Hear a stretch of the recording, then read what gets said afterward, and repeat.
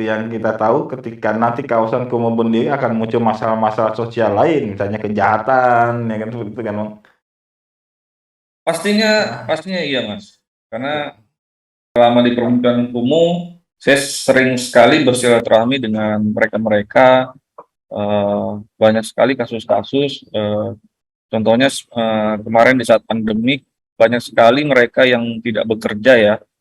Akhirnya mereka mencari ya sesuatu ya yang tidak terduga, Mas, yang menimbulkan dampak dampak negatif di kawasan permukiman kumuh. Seperti tema kita hari ini kan kita menyulap beranda IKN, ya kan? Bagaimana kemudian beranda IKN ini tidak menjadi sekawasan yang kalau saya di film itu Gotham City lah gitu ya kan, kawasan Iya, iya, kumuh iya. sementara IKN-nya terang benderang, beranda IKN-nya menjadi kawasan kumuh. Nah, bagaimana peran pemerintah pusat untuk meminimalisir terjadinya hal ini seperti Bang? Atau menghindarkan gitu? Betul, betul, betul. Dari pemerintah pusat pastinya dari program yang sudah kita rancang 5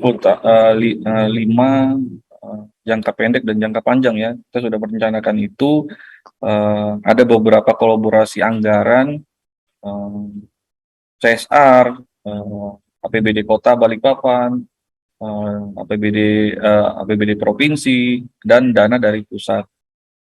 Nah, eh, masyarakat eh, melihatnya dengan kolaborasi anggaran itu sangat terbantu ya dengan peningkatan kualitasnya mereka, pemukiman mereka di jangka pendek sebelum pandemik ya. Nah, setelah pandemik dengan kondisi tidak adanya yang berkunjung di kawasan destinasi wisata kumuh, akhirnya pendapatan mereka juga berkurang, Mas Yanuar.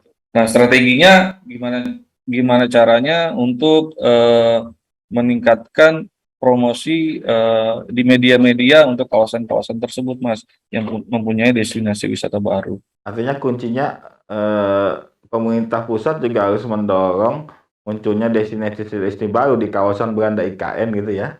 Ya, betul, Mas. Dan mungkin ada beberapa pelatihan-pelatihan khusus untuk masyarakat untuk meningkatkan UMKM-nya mereka yang ada di kawasan kumuh itu. Banyak sekali sebenarnya, Mas, masyarakat-masyarakat kawasan kumuh itu yang punya kreativitas eh, dan mereka juga banyak waktu luang yang banyak. Mereka sangat butuh sekali dilakukannya pendampingan ekonomi kreatif ke mereka, Mas. Bang, sejauh ini ada contoh nggak misalnya ke kota-kota yang sudah berhasil menyulap kawasan kumuh menjadi kawasan yang menjadi destinasi wisata atau yang kawasan yang menimbulkan kemandirian ekonomi juga bagi masyarakat sekitarnya. Ya, untuk Balikpapan, saya bisa ambil contoh di kawasan Manggar Baru ya, eh, kawasan ya Kampung Warna-Warni. Kampung Warna-Warni itu sebelum dilakukan penataan kawasan kumuh, eh, mereka ekonominya mereka meningkat. Mereka membuat kios-kios atau kafe-kafe kecil, warung-warung kecil yang menarik, eh, yang bisa dinikmati oleh pengunjung di saat mengunjungi destinasi wisata yang ada di sekitar area Manggar Baru. Banyak sekali, Mas, destinasi wisata yang ada di kawasan Manggar Baru. Cagar budaya Bangker Jepang, eh, ruang terbuka hijau, wisata memancing. Nah, ini menjadikan ekonomi warga sekitar eh, menyiapkan apa-apa yang dibutuhkan para para pendatang para pendatang yang memerlukan untuk pancing, mereka bisa menyediakan. Ada juga yang susur sungai, Mas, yang ke arah dalam ya, ke waduk ya. Nah, itu ada juga menyediakan kapal-kapal.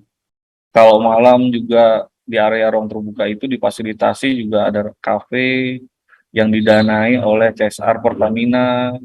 apakah menciptakan destinasi wisata baru merupakan satu-satunya cara untuk menyulap kawasan kumuh? Apa ada cara yang lain gitu Bang, selain menciptakan destinasi wisata di kawasan tersebut? Untuk yang strategi yang lain ya, pastinya konsep-konsep strateginya dengan beberapa ciri khas mereka sebenarnya Mas. Setiap kawasan kumuh itu punya ciri khas yang berbeda-beda. Masyarakatnya pun mempunyai nilai tersendiri di beberapa keunggulan mereka ya. Kalau di kampung pesisir pantai, contohnya mereka fokusnya di nelayan. Kalau untuk yang di beberapa permukiman padat di darat, mereka mungkin menyiapkan destinasi wisatanya yang eh, memang bawaan kearifan lokalnya. Artinya itu faktor terbesarnya memang menciptakan kawasan wisata baru sebenarnya ya kan? Dan Ya, ada untuk pemberdayaan ekonomi secara langsung di luar program wisata itu ada strategi yang bisa dijalankan gitu. nah, betul betul. Strateginya di pariwisata ini sangat kita butuhkan di permukiman kumuh ya. Eh, karena beberapa masyarakat sekitar eh, ingin sekali hasil-hasil mereka ini eh, bisa diketahui daerah-daerah lain seperti itu, Mas. Kalau berarti pariwisata itu apakah cocok untuk diterapkan untuk penataan kawasan kumuh tak hanya di Balikpapan, tapi di dalam skop Kaltim itu cocok di daerah bandar-bandar ikan yang lain. Cocok sekali, Mas. Karena di Samarinda ada beberapa kawasan Mukarang Mumus yang sekarang yang awalnya karena itu kan padat penduduk, jalur sungainya juga penyempitan karena kepadatan penduduk. Sekarang dilakukan penataan sekitar di beberapa segmen, muncul ruang terbuka hijau, ruang terbuka publik yang bisa dimanfaatkan masyarakat sekitar untuk peningkatan ekonominya mereka, Mas. Nah, ini menjadikan destinasi wisata baru buat segmen-segmen wilayah yang sudah dikerjakan fisiknya. Mana dengan PPU Bang, yang merupakan daerah sentral dari IKN sebenarnya ya kan? Nah, ini yang menarik sekali karena PPU sangat terdekat ya dari kawasan IKN. Pastinya kawasan pesisir pantainya semakin ditingkatkan di permukiman atas airnya.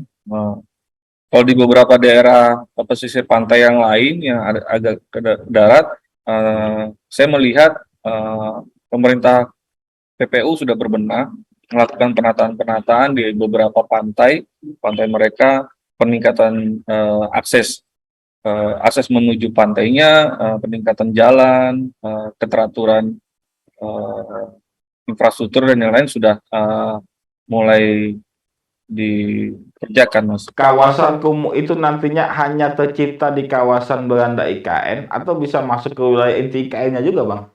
Kalau dari pengamatan Abang nantinya.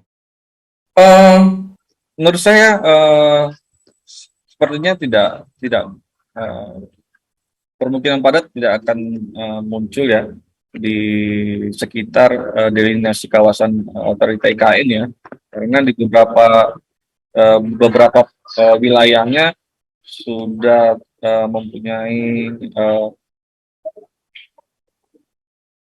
master plan penyesuaian dengan kebutuhan yang ada di sekitar IKN. Artinya daerah-daerah beranda ini yang akan nanti menanggung beban dari keberadaan IKN Bang ya. Betul. Kota-kota beranda ini ya adalah ya seperti Balikpapan, PPU, dan Samarinda. Nah, ini yang menjadi pengamatan penting sekali ya buat pemerintah kota kepada permukiman padat kumuh yang bisa peningkatan kualitasnya itu meningkat. Jangan sampai peningkatan kualitas kumuhnya ini akan merosot dengan berdatangan penduduk pertambahan penduduk di wilayah permukiman padat, Mas Januar. Kita masalah-masalah baru Bang ya. Pastinya. Kekhawatirannya masyarakat seperti itu juga. Karena yang pendatang kadang ada yang tidak peduli dengan ada yang tidak peduli dengan fasilitas-fasilitas yang sudah diberikan oleh pemerintah kota dan beberapa bantuan CSR dan yang sudah dibuatkan di beberapa kawasan drainase permukiman kumuh di beberapa beranda IKN. Bang, terakhir Bang, mungkin pesan bagi pemerintah, masyarakat, bahkan kalangan swasta gitu Bang, agar kawasan kumuh ini nantinya tidak menjadi masalah baru di kemudian hari ketika jadi IKN berdiri.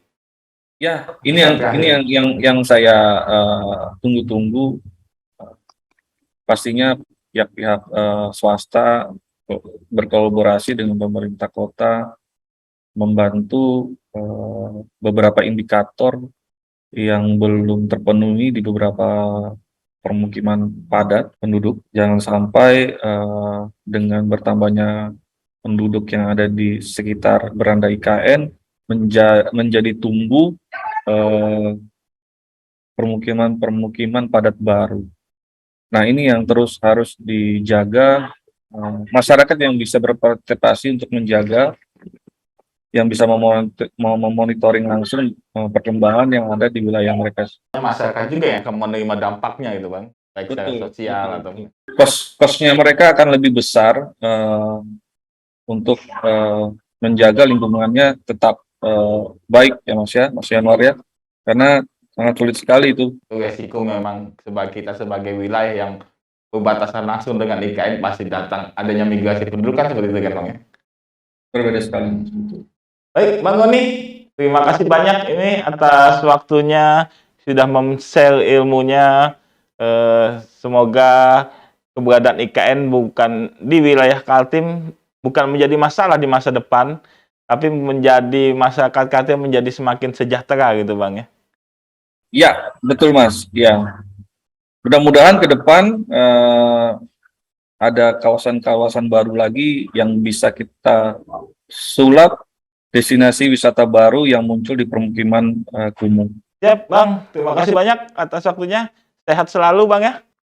Keberadaan IKN menjadi sebuah berkah sebenarnya bagi masyarakat Kaltim.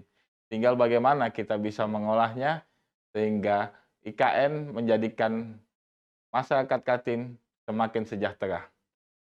Saya Januar, terima kasih telah menyaksikan IKN Insight Talk Show yang merupakan kerjasama antara Tribun Kaltim serta Ikatan Arsitek Indonesia Kalimantan Timur. Kita jumpa lagi di hari depan dengan bahasan-bahasan menarik. Sampai jumpa dan jangan lupa ngopi. Terima kasih sudah nonton. Jangan lupa like, subscribe, dan share ya.